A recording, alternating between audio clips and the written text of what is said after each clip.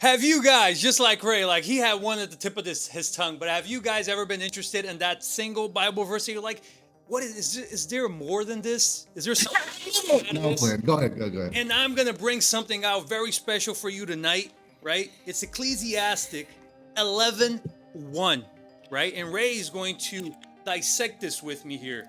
At 11:1, Ecclesiastic, it says, "Ship grains across the sea.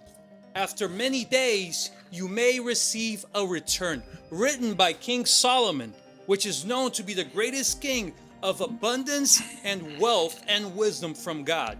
Now think about this. Wait, ship? Go back again. Ship your grains across the sea. After many days, you may receive a return. After many days, here, we're like, what does this mean? You're shipping goods across the sea, and then you're expecting a return? Doesn't that sound like an investment, which you do not know when it's going to return? And most of us today, right? I don't even think you're understanding what you are saying right there. These are the barter systems. Everything was found by the barter systems, the currency. Yes. Go ahead, Vinny. Go ahead. I didn't mean to. I was dissecting with you. Go ahead. Go ahead. Oh yeah, no, you're totally right. Like all these laws, like look at this. It's a Bible verse that is reflecting Maritime law. to the law, maritime law. It's reflecting to the law of the sea, as Ray was mentioning it, and it also has a piece of knowledge about investment. Which, what do a lot of people think? They're gonna be wealthy just out of thin air as soon as they buy a crypto coin, or do they have to compound that interest as it goes up? Right? We don't know. All we do is we invest and we expect for a prosperous future as when we harvest, right? And we could get a lot of things. I could go deep in talking about investment from this single verse, and Ray could go all in on the maritime law with that single verse as well. Now, for the viewers, Ray, what is maritime law? What is maritime law, Vinny? What is it? What is it? Right? That is a very fantastic question.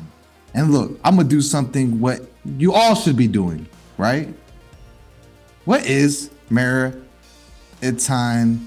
law? Google search. I'm gonna tell you, right?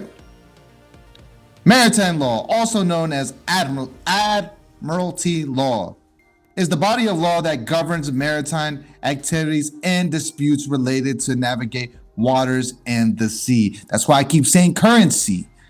It covers international treaties and national statutes that regulate ships. Ship your grains across the sea. Wait, ship your grains. Ship.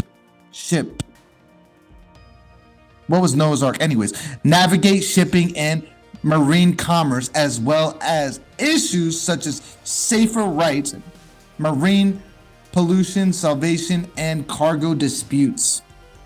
Now, there's a reason why I give you a Google description. Of course, we could give it to you from the top of the head, but we also want to be accurate when it comes to these terms, because you don't want to guess. There is no guessing when it comes to law. You do that in the court system, you have lost, because the person that doesn't know his rights has no rights. It doesn't say the person that guesses rights. It doesn't say the person that kind of knows his rights. It says the person that knows his rights. Right?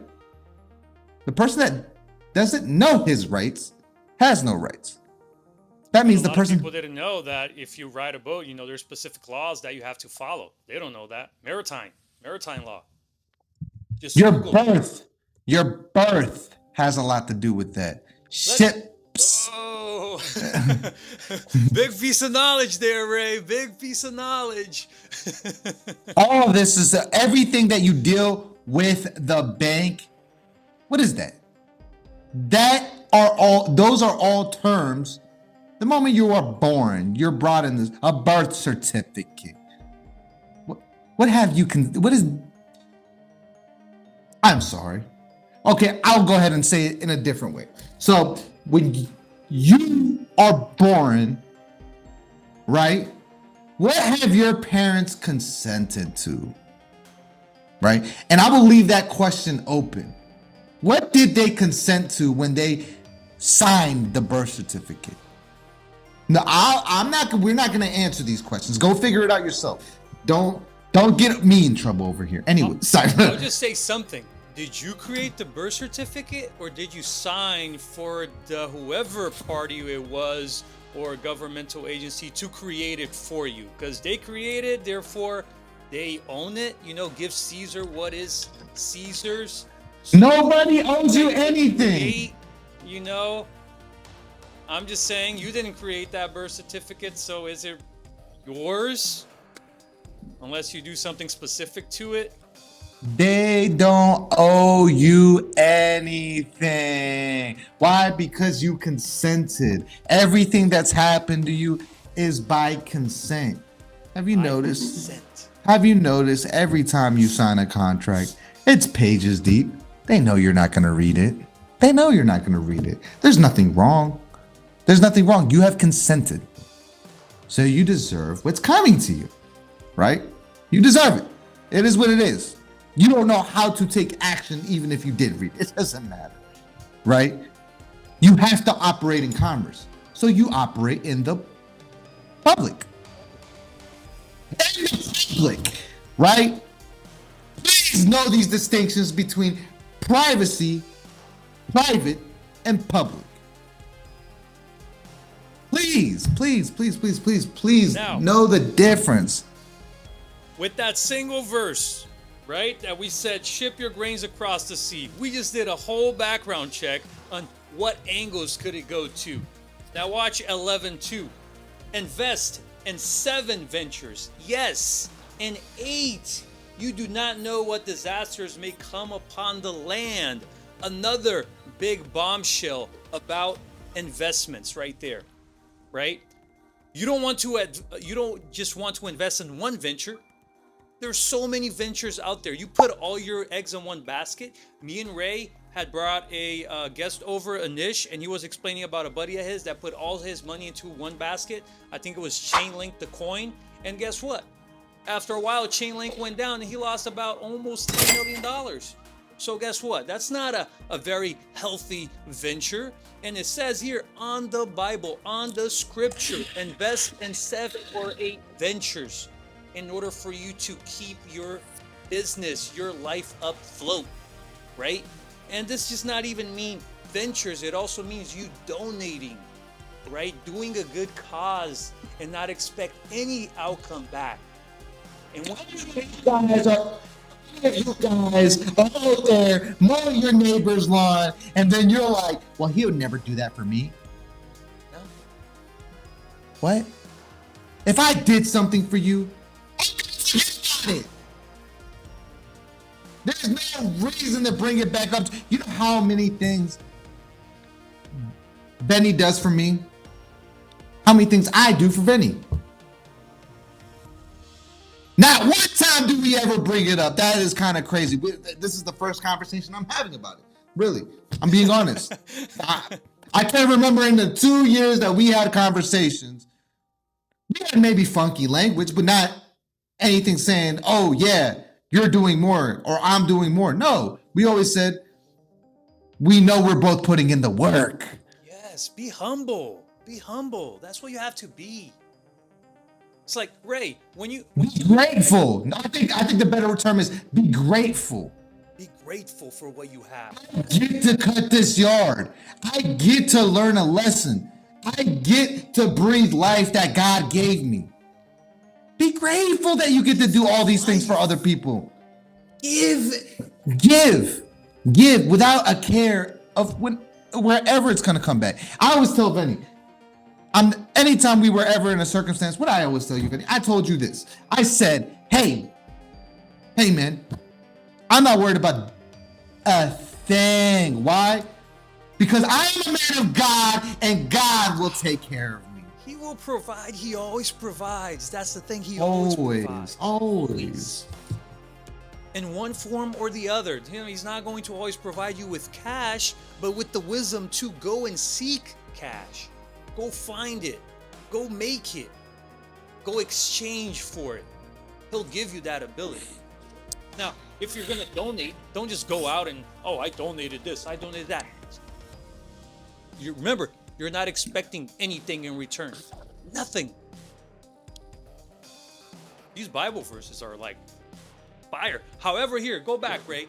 How many investments throughout your life have you made? Have you ever in your life? I know I have put all my eggs in one basket.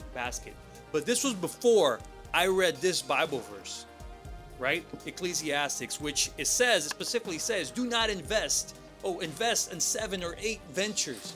Now, have you ever, Ray, put all your eggs into one basket just to look back and say, damn, I shouldn't have done that. I shouldn't have done that. Wealthy people don't. No. Wealthy people don't. But I will tell you this.